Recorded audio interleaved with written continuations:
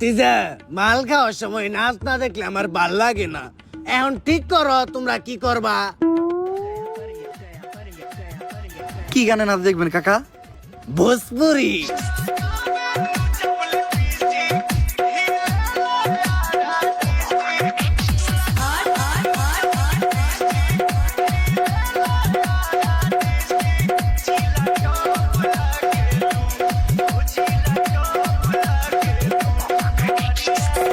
कमरिया कमरिया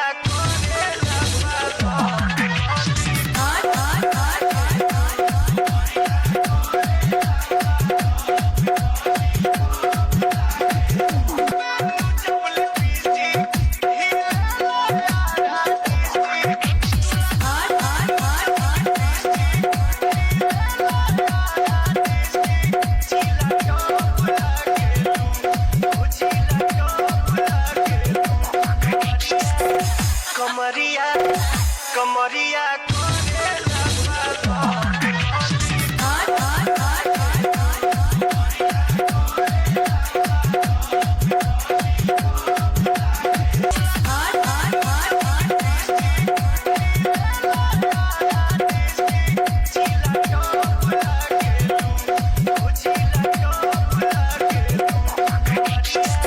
कमरिया कमरिया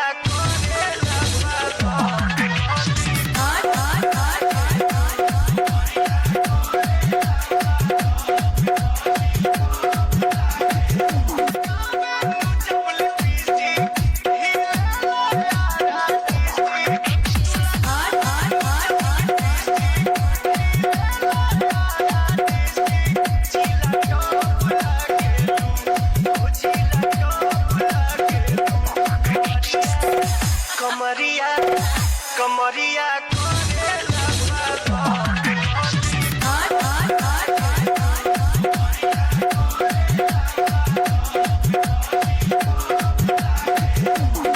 ला भोसड़ी के बेटे बेटे बेटा मौज कर दी। हाँ मौज कर दी माँ बेटे माँ। সো গাইস ভিডিওটা কেমন ছিল? যদি ভিডিওটা ভালো লাগে ফটাফট লাইক কমেন্ট শেয়ার আর সাবস্ক্রাইব করে দাও চ্যানেলটারে। ভিডিওর কোন পার্টটা তোমাদের সবচেয়ে বেশি ভালো লাগছে ওটাও কমেন্ট করে জানাও।